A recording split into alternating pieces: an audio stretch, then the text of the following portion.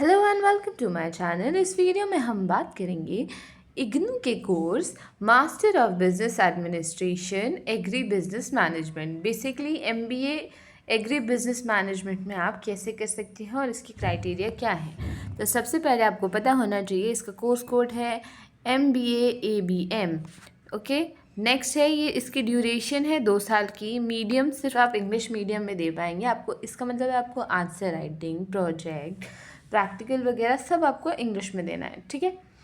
इसके अलावा बात करूँ आपके एलिजिबिलिटी क्राइटेरिया की, तो आपकी जो बैचलर्स डिग्री होना चाहिए 3 साल का हो, 50% आपके मार्क्स हो। अगर आप रिजर्व कैटेगरी के हैं तो 45% भी ओके रहेगा, ठीक है।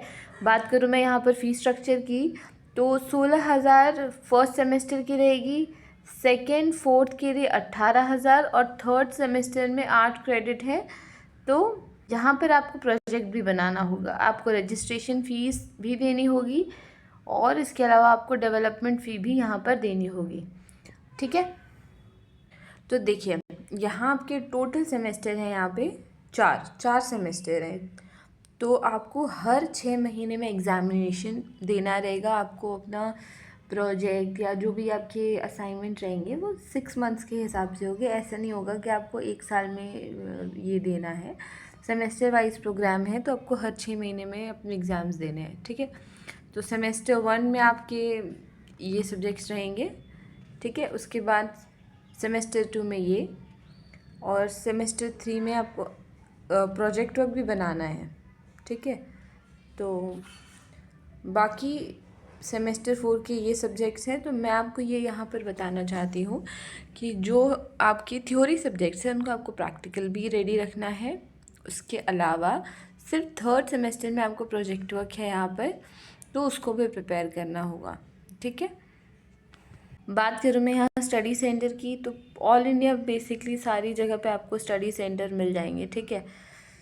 ऑलराइट, तो सबसे पहले हम बात करते हैं आपके करियर स्कोप प्राइवेट सेक्टर में क्या क्या होंगे, ठीक है।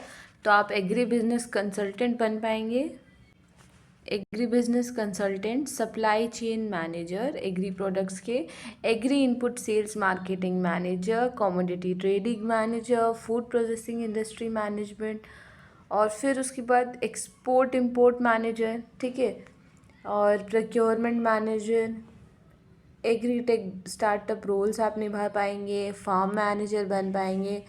इसके अलावा एग्रीकल्चर, फाइनेंस और इंश्योरेंस एडवाइज़र आप बन पाएंगे, ठीक है।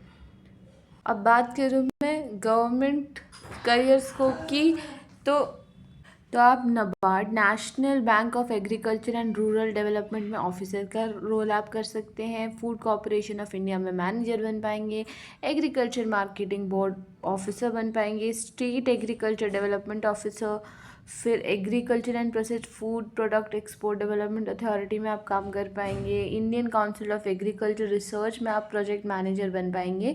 इसके अलावा आप एग्रीकल्चर प्रोड्यूस मार्केट कमेटी के ऑफिसर बन पाएंगे, rural development officer, national horticulture में बोर्ड ऑफिसर, और कृषि विज्ञान केंद्र प्रोजेक्ट में आप कोऑर्डिनेटर भी बन सकते हैं।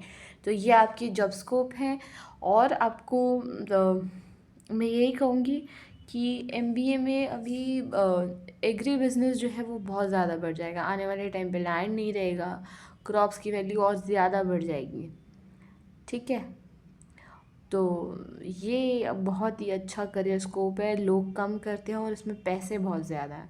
तो ज़रूर आप इसके बारे में सोचिएगा कि एग्रीकल्चर में आप क्या कर पाएंगे, आप कंट्री को भी कंट्रीब्यूट कर पाएंगे अपने एजुकेशन से, ठीक है। Thank you and have a good day to you. और अगर कोई भी क्वेश्चन हो तो मुझसे कमेंट सेक्शन में ज़रूर पूछिएगा। Thank you and have a good day to you.